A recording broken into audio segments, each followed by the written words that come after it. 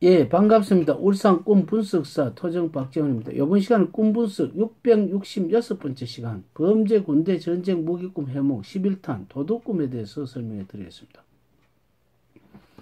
도둑이란 어떻습니까? 남을 훔치는 것을, 남의 물건을 훔치는 것을 도둑이라 그러죠.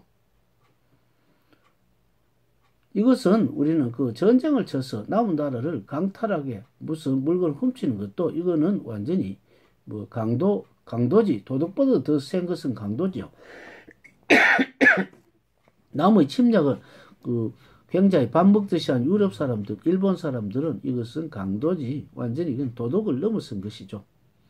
도둑은 주로 보면 뭐 무슨 좀도둑이라든지 작은 것을 훔치는 거, 일상생활에 필수적인 거 훔치는 사람 있죠. 음식점에 들어가서 뭐 어떤 국밥을 이렇게 먹으면서 살그머니 변속하는 척하고 나가버린 사람 있죠. 그런 것도 어떻게 보면 도둑이라고 볼 수가 있죠. 요래 걸리면 사기고 저래 걸리면 도둑이라고 볼 수가 있습니다. 꿈속에서 도둑을 보면 어떻습니까? 내 물건이 도둑 맞은 경우와 내가 남의 물건을 도둑 맞은 것을 보는 경우와 내가 도둑이 된 경우 이렇게 주로 세 가지가 있습니다. 첫째는 남의 어떤 그 물건이 도둑 맞는 것을 내가 보고 있다. 그것은 나에게 어떤 감정을 일으켰기 때문에 나도 경고의 메시지라고 볼 수가 있죠. 내가 하는 일, 그러니까 어떤 만약에 사업을 한다면 사업을 도둑 맞는다는 것은 뭡니까?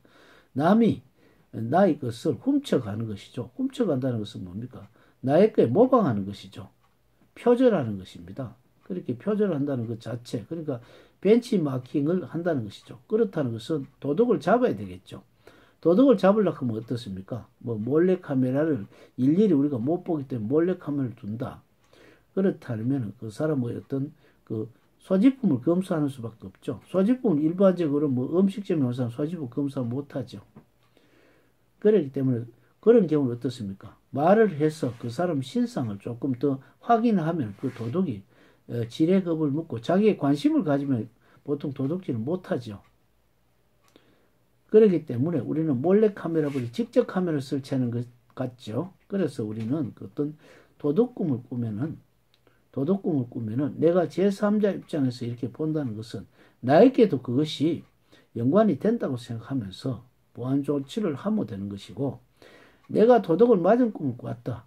그렇다는 것은 뭡니까? 꿈속에서 도둑을 맞은 꿈을 하면 굉장히 기분 나쁘죠. 그런 경우는 이렇게 하면 됩니다. 자기가 하는 일이 아주 복잡한 일이 많이 있을 때 도둑을 맞았으면 하는 일을 아주 허술하게 하는 것입니다.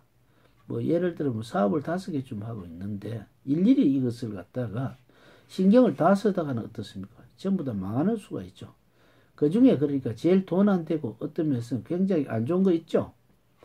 그것을 어떤 헐값에 내버린다든지 안 그러면 어떤 대리 경영을 해서 뭐 네가 돈을 벌면 반반씩 하자든지 이렇게 조금 하는 것이 우리가 어떤 도둑을 막는 꿈이라고 볼 수가 있고, 만약에 내가 도둑이 되었다. 그런데 도둑이 되었는데 어떤 내가 보석 가게에 들어갔다. 그런데 나는 통닭 장사를 하는데 보석 가게에서 도둑을 훔치는 것이 되었다. 그럼 어떻습니까? 통닭 중에서도 이것이 보석이라는 것은 뭡니까? 굉장히 하이라이트죠. 그러니까 양념이라든지 안 그러면 이렇게 하는 기술을 훔치는 것이죠. 훔친다는 것은 어떻습니까? 요즘 보면은 굉장히 그 뭐 유튜브 같은 데라든지 이렇게 인터넷 쪽에서 보면은 음식의 어떤 그 솜씨를 다양하게 많이 자랑하는 사람들이 많죠. 이것을 응용을 해서 내 것으로 만드는 것. 이게 바로 자신이 도둑이 되는 것입니다. 법적인 도둑 아니고 어떤 정보를 받아낸다.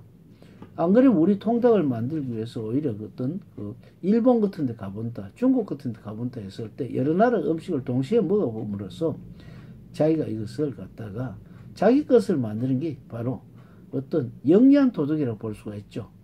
법망에 걸리지 않으면서 몰래카메라에 걸리지 않으면서 이것이 스텔스기의 어떤 역할 비슷한 정보라고 볼 수가 있습니다. 다음 시간에는 살해 꿈에 대해서 설명해 드리겠습니다. 감사합니다.